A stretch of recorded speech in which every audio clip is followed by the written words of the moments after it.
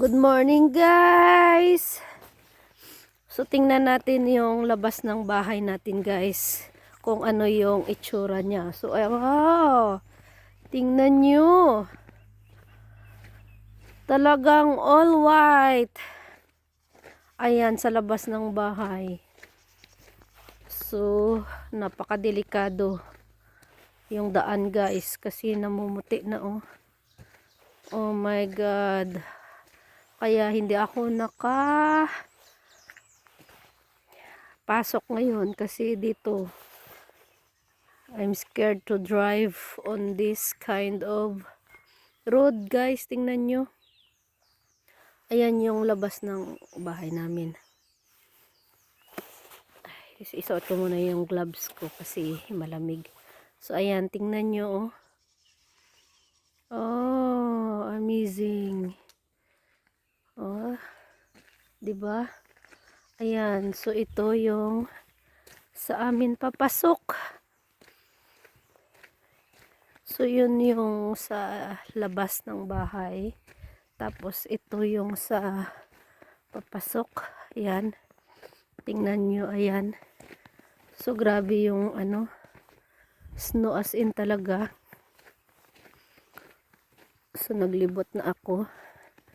Kahit snow, umalis si Mr. guys, pumunta ng work. Ito yung ano ng motor niya oh.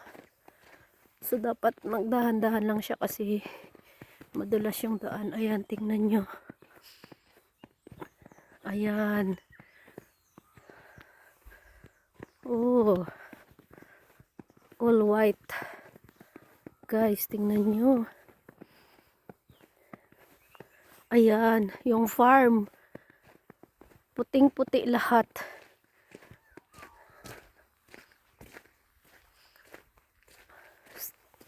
Umuulan pa rin guys. So ayan, tingnan nyo. Oh. Ayan.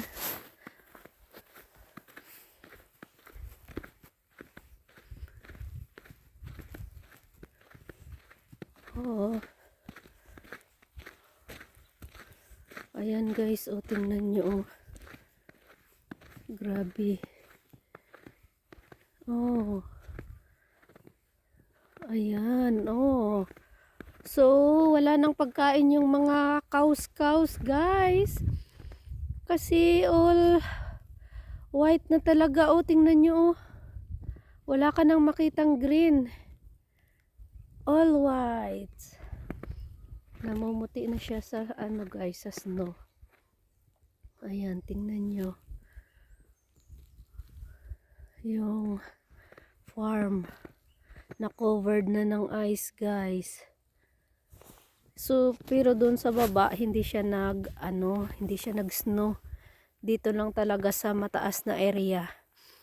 Mataas kasi kami dito na sa hillside, kaya nag-snow dito sa area namin. Ayan.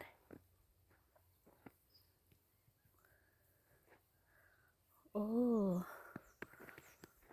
Ayan guys.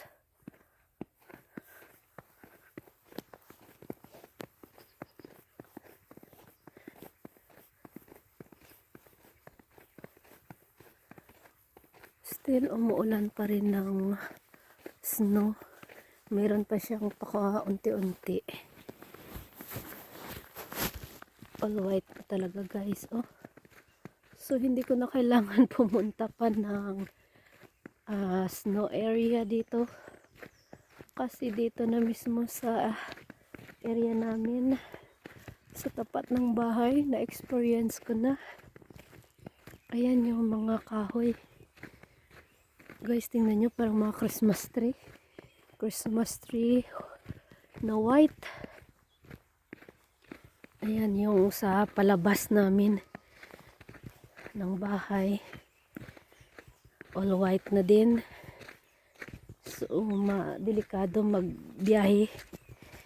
Kaya I decided na hindi papasok ngayon. Kasi mahirap na, 'di ba? Yung daan natin. So ayan yung sa harap ng bahay namin guys. Ayan. Oh, kapal ng ano, ng ice.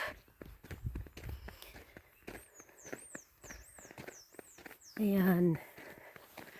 Sa harap ng bahay namin.